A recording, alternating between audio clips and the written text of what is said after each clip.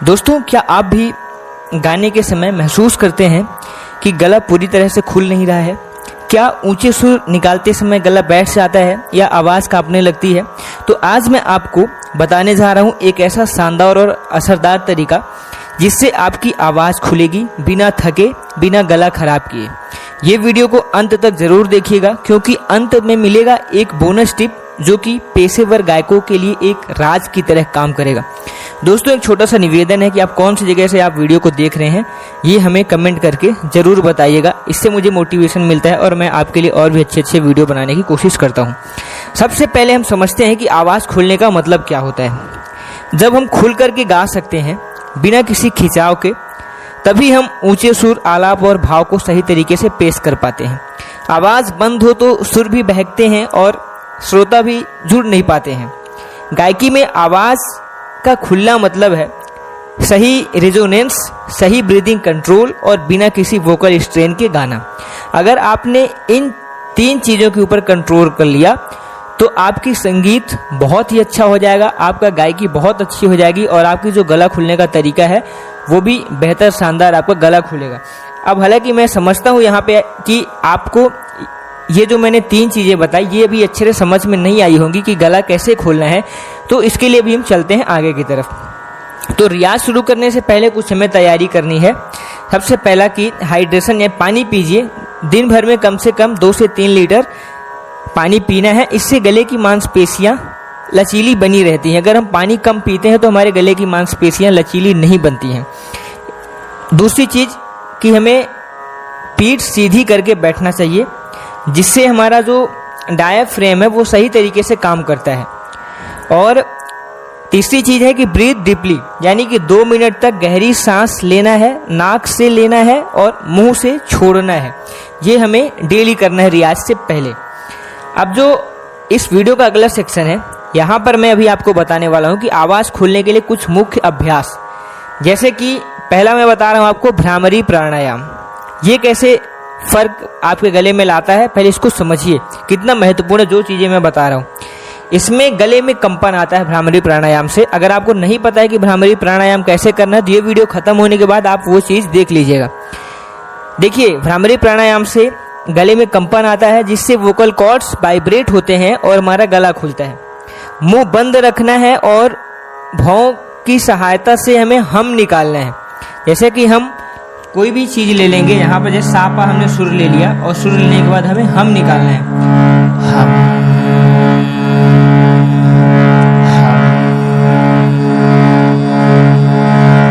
ये हमें 5 बार से 10 बार और ज़्यादा से ज़्यादा जितनी बार हो सके हमें उतना करना। मिनिमम कोशिश करनी कि हमें 10 बार करना चाहिए और जितनी देर तक आप सांस रोक करके कर सकते हैं उतनी देर तक करना चाहिए। अब इसी रियाज के अंदर दूसरा जो मैं यहाँ पे बता रहा हूँ कि सरगम मुर्की के साथ। अब ये कैसे करना है, देखिए आपने कोई भी आपसे अगर सरगम बनता है, अगर नहीं भी बनता है तो मैं छोटा टुकड़ा बताता हूँ। जैसे कि सारे सा, रेगा रे और गामा गा, ये 3 चीज, इसमें हमारा अलंकार भी हो जाता है और मुर्की भी हो जाती है। देखिए सारे सा, रेगा रे, गामा गा, यहाँ पर एक हमारा अलंकार का पैटर्न भी बन गया। अब यही मुर्की की तरह भी काम करेगा कि हमें मोड़ लाना है, हमें स्वरों को जोड़ना है, स्वरों को घसीटना है। इससे हमारा गला खुलता है, हमारे गले की जो मांसपेशियां हैं वो लचीली बनती हैं। देखिए इसी को अगर हम आकार में करेंगे, आ आ आ, एक सुर से हम दूसरे सुर में जा रहे हैं, दूसरे से वापस पहले में आ रहे हैं और हमारे जो सुरों के बीच में गैप है वो दिखाई नहीं दे रहा है। आ आ आ आ आ आ आ आ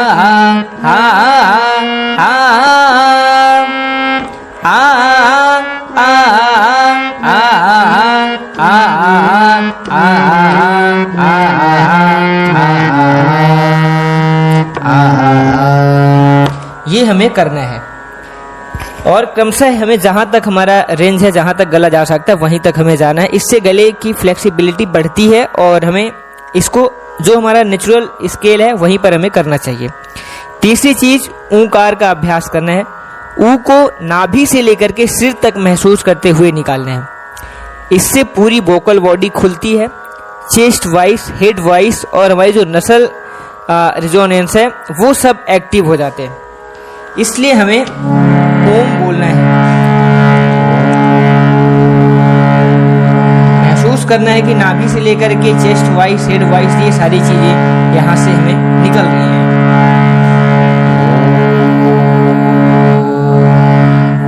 अब इसके बाद खादी में सूर्याभ्यास। खादी में सूर्याभ्यास से मतलब क्या होता है कि जो रियाज करना है वो खड़े होकर के हमें रियाज करना है। आवाज इससे खुलती है और सांस बेहतर चलती है और एनर्जी भी आती है। तो खड़े होकर के भी आप सा लगा सकते हैं। तानपुरा में आप चालू कर लीजिए, सा लगाइए खड़े होकर के, ओम लगाइए और हम लगाइए। जो हम अभी आप लोगों को हमने बताया था, हम ये बोलना है और ओम बोलना है, ये अभ्यास करना है। अब जो मैंने आपको बताया था कि यहाँ पर मैं आपको बताऊंगा एक बोनस टिप्स जो कि आपकी गायकी के लिए बेहतर तरीके से फायदेमंद साबित होगा। तो ये जो बोनस टिप्स है, इस बोनस टिप्स में हर अभ्यास के बाद आपको 2 मिनट का मौन रखना है। ये सुनने में थोड़ा अजीब लगेगा, लेकिन मैं आपको बताता हूँ ये कैसे फायदा करता है। आप जो भी रियाज करें, चाहे आप हम का रियाज करें या कि आप ओम का रियाज करें या फिर आप कोई भी अलंकार का रियाज करें, जैसे कि जो अलंकार मैंने आपको बताया था उस अलंकार को जरूर ध्यान रखिएगा। वो अलंकार बहुत महत्वपूर्ण अलंकार है, उससे आपकी मुर्की भी बेहतर होती है और आपकी गायकी में अलंकारों का बहुत महत्व है। अलंकार भी बेहतर तरीके से आपके गले को खोलता है। आप डिफरेंट टाइप्स के अलंकार करेंगे, जैसे कि स्टार्टिंग में सा रे गा म प ध नि सा सा नि ध प म ग रे सा, इसी को 2-2 बार कर दीजिए। सा सा रे रे गा गा म म प प ध ध नि नि सा सा नि नि ध ध प प म म ग ग रे रे सा सा। इसी को आकार में करेंगे, जैसे कि आ बोलना है,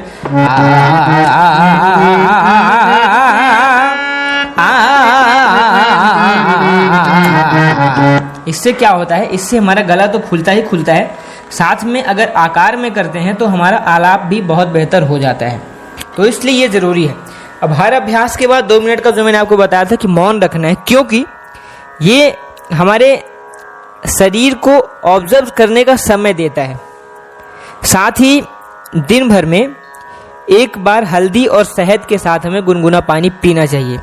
ये गले को अंदर से साफ रखता है, जिससे कि हमारा जो गले की मांसपेशियां हैं, जो हमारे गले की मसल्स हैं, वो हमेशा लचीली बनाने में मदद करता है और हमारी जो मसल्स हैं वो हमेशा एक्टिव रहती है। क्योंकि कुछ मसल्स जो वोकल कॉर्ड्स हैं कुछ इनएक्टिव हो जाते हैं, इस वजह से हमें कभी कभी गले खोलने में भी दिक्कत होती है। कितना भी रियाज करते हैं वो फ़ायदा नहीं मिल पाता।